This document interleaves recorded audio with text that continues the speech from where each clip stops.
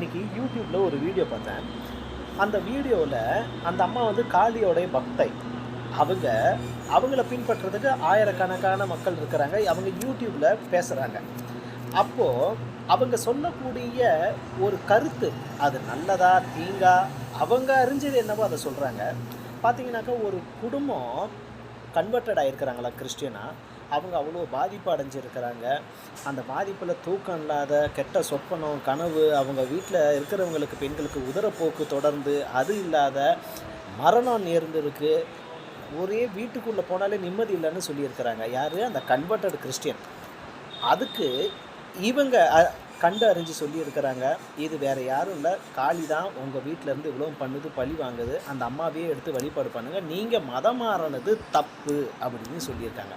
பாருங்கள், எந்த தெய்வம் பழி வாங்கிறதுக்கு இருக்குது?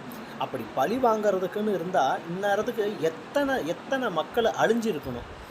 எந்த ஜனமும் ஆதியிலேயே கிறிஸ்டின், அவங்க ரத்தத்திலே ஊர்னவங்களை இந்த இந்தியாவில் கிறிஸ்டியன்.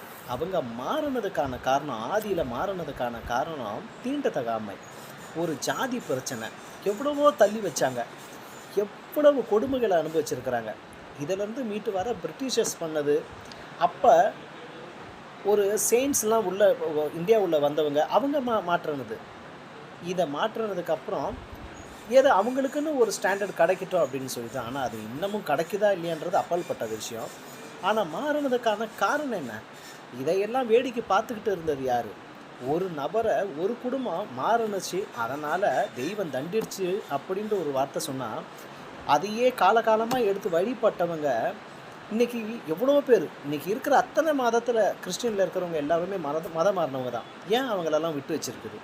இல்லை, அவங்கள தண்டித்தாங்களே காரணமானவங்களை ஏன் விட்டு வச்சுருக்குது? எவ்வளவோ கேட்கலாம்.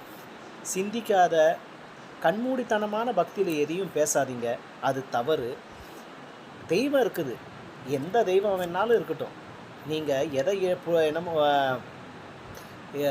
மண்ணை பிடிச்சி வச்சாலும் பிள்ளையாருன்னு சொல்கிற மாதிரி எதை நினச்சாலும் நம்ம மனசு தான் காரணம். கண்டிப்பாக தெய்வம் இருக்குது. ஆனால் பழிவாங்க எந்த தெய்வமுங்கிறத புரிஞ்சுக்கங்க. எதுக்கு எடுத்தாலும் நெகட்டிவிட்டியான ஒரு செயலை கொண்டுகிட்டு போகாதீங்க. பாசிட்டிவ்னஸை கொடுங்க. எந்த மதமாக இருந்தால் என்ன, நல்ல செயலில் ஈடுபடுங்க, நல்லது செய்யுங்க, கண்டிப்பாக நல்லது நடக்கும். தீங்கு செய்கிறவது யாராக இருந்தாலும், அந்த நபராக இருந்தாலும் கண்டிப்பாக உங்களுக்கு தீங்கு நடக்கும் தான். அதை எடுத்து புரிய வச்சு பாசிட்டிவ் வழியில் கொண்டுட்டு போக பழகுங்க.